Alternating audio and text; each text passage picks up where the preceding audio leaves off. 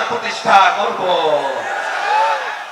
শেখ হাসিনার সাহস থাকলে বাংলাদেশে আসুক, কোর্টের সামনে দাঁড়াক, নিজেকে ডিফেন্ড করুক।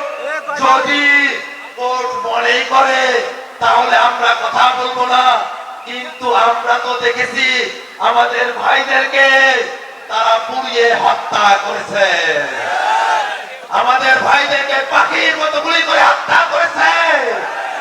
এই বিচারকে যারা বানচাল করতে চায় তাদেরকে আমরা বাংলার জমিনে জায়গা দেব না।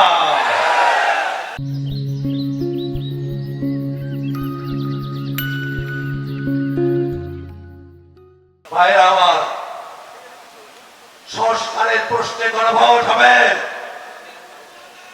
আমরা বাংলাদেশ রাষ্ট্রটিকে নতুন করে গড়তে চাই।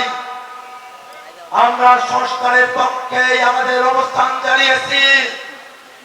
দুর্ভাগ্যের বিষয়, অনেকে প্রকাশ্যে, অনেকে স্থলে বলে কৌশলে তারা সংস্কারের বিপক্ষে অবস্থান নিয়েছেন, সংস্কারকে না বলতে বলেছেন।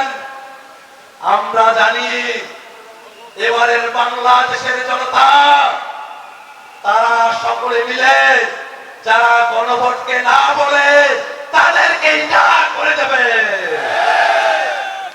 আমরা জানি এই বাংলাদেশকে নিয়ে ষড়যন্ত্র চলছে।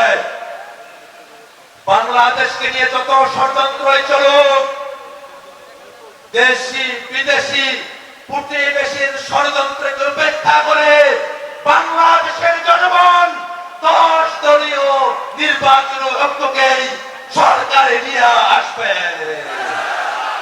ভাইরা আমার, আপনাদের সকলের কাছে আবার দোয়া কামনা করে আমরা যে নতুন বাংলাদেশের স্বপ্ন দেখি, সেই বাংলাদেশ আমাদের পক্ষে চলে এসেছে। অল্প সময়ের ব্যবধান, সেই ব্যবধানকে ঘুচিয়ে নির্বাচনের দিনে আপনাদের সকলকে প্রস্তুত থাকার আহ্বান জানিয়ে আমি আমার সংক্ষিপ্ত বক্তব্য এখানেই শেষ করছি। আসসালামু আলাইকুম। ইনকিলাব জিন্দাবাদ, 10 দল জিন্দাবাদ, জাতীয় নাগরিক পার্টি জিন্দাবাদ, জামাত ইসলামী জিন্দাবাদ। আপনাদের সকলকে স্বাগত। রংপুরবাসী জিন্দাবাদ, রংপুর 4 কাউনিয়া পীরগাছা হারাগাছবাসী জিন্দাবাদ।